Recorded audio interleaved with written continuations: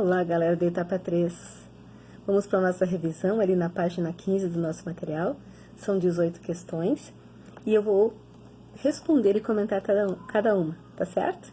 Então vamos começar ali na número 1, que diz o seguinte: um aspecto importante da arte indígena é que ela é a representação de uma tribo e não da personalidade de quem faz. Então, levando em conta esse aspecto, que a arte indígena ela é tribal, ela representa a cultura e não a persona, não é só eu que fiz, certo? Número 2. A fabricação de artefatos cerâmicos não é característica de todas as tribos. Entre os chavantes, por exemplo, ela falta totalmente.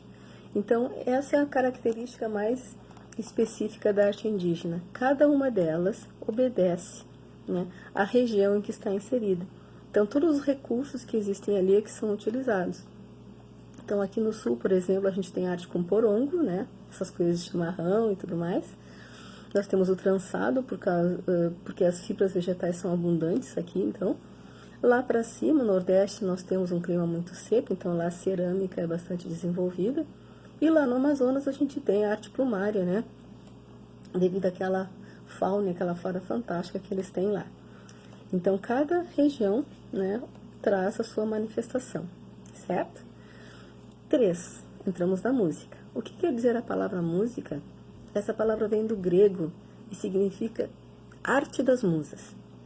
A arte das musas, na verdade, né, era a crença que eles tinham que quando o homem adormecia, as musas, as deusas vinham e cochichavam, né, no ouvido inspirações e a pessoa, acordei inspirada, então fazia sua obra de arte.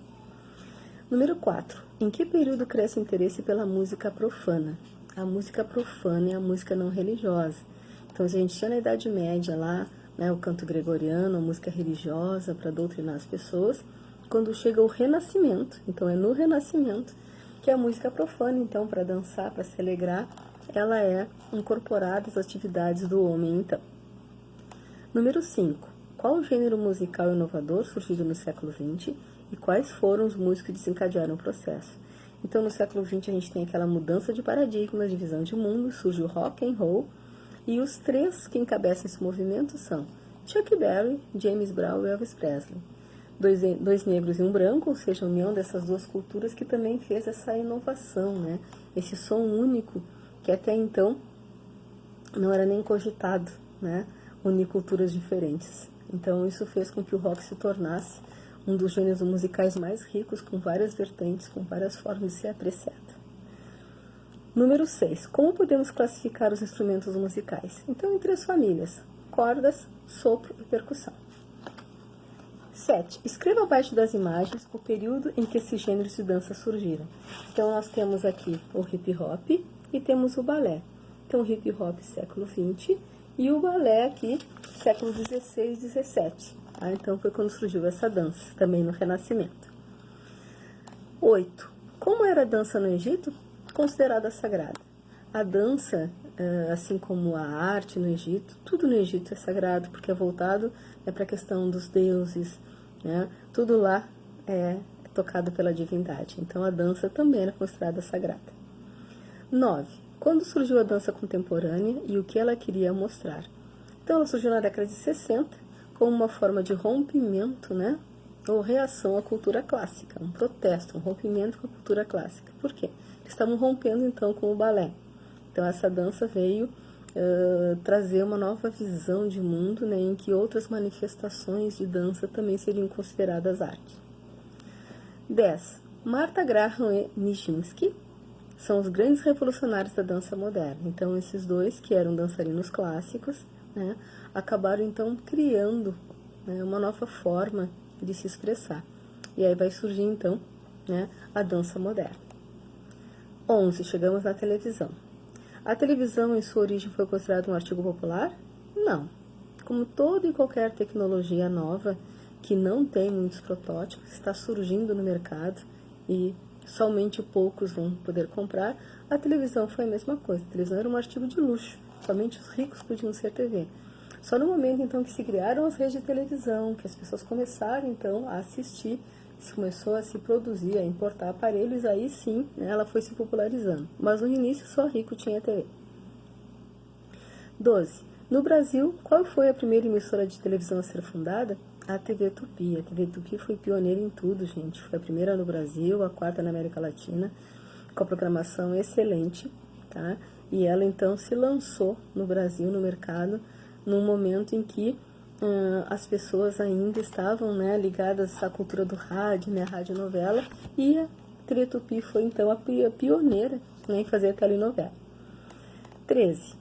A TV Globo foi ao ar em abril de 65. Qual tecnologia consolidou a sua superioridade, instituindo um padrão de qualidade? Então foi a TV em cores. A Globo surge 15 anos depois, né, da TV Tupi, e ela não tinha uma programação muito boa não, ela era só voltada para o telejornalismo.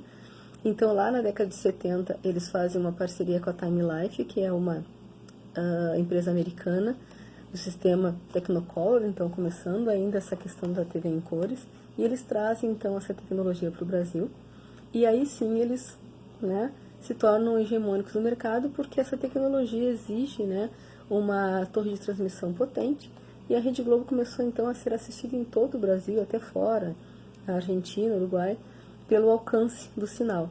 Então isso fez com que a Tupi, que tinha um alcance limitado, não conseguisse então competir mais com a Globo, e a Globo então, né, assume o comando.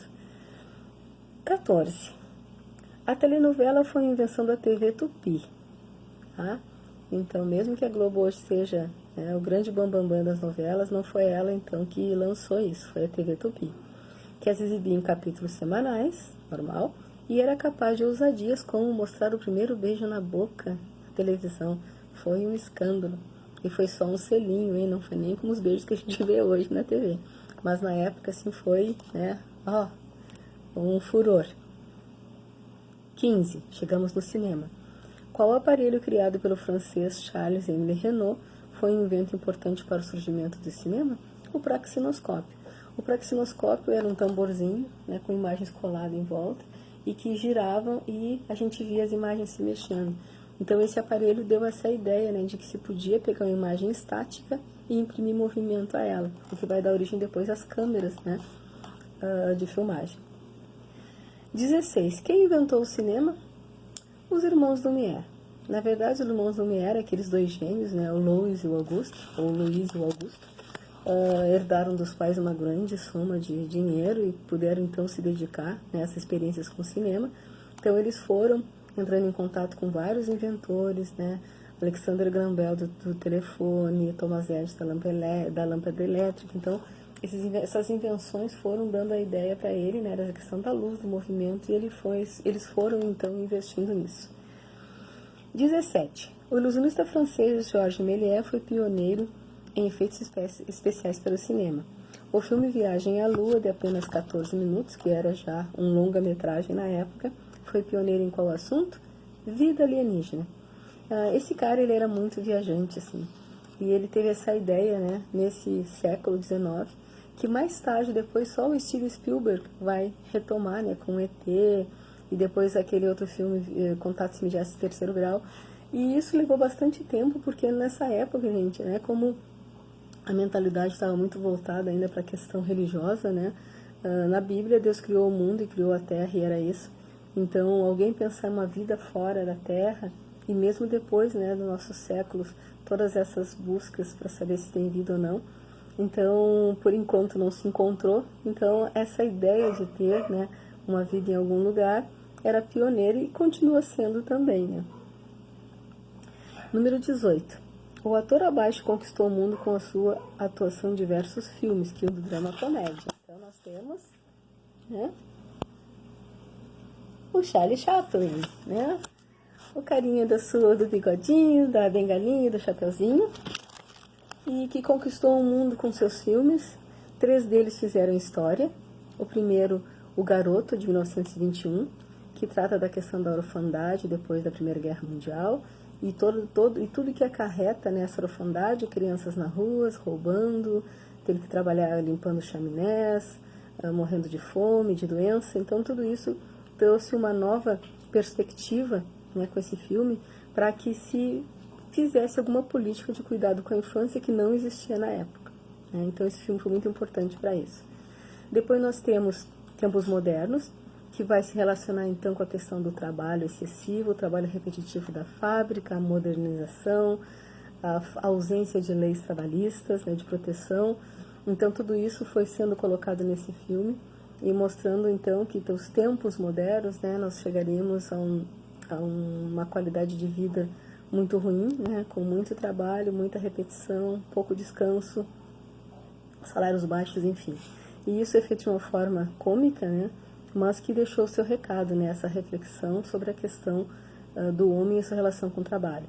E finalmente ali o grande ditador, né, na década de 40, um ano antes de acontecer o final da Segunda Guerra Mundial, então questionando essa questão da ascensão nazista, né, desse discurso de Hitler, de repressão, de ódio, de coisas que eram extremamente, né, graves, e que então se faz uma reflexão, né, sobre como a massa, né, como as pessoas incentivaram e deixaram isso acontecer. E também utilizando o humor, mas trazendo então, né, uma forma de repensar, né, as relações políticas e tudo mais. Então era isso, pessoal. Eu agradeço vocês estarem aqui comigo. Foi uma grande honra estar com vocês. Qualquer dúvida a gente esclarece lá no Face, sem problemas. Beijo grande, se cuidem, tchau!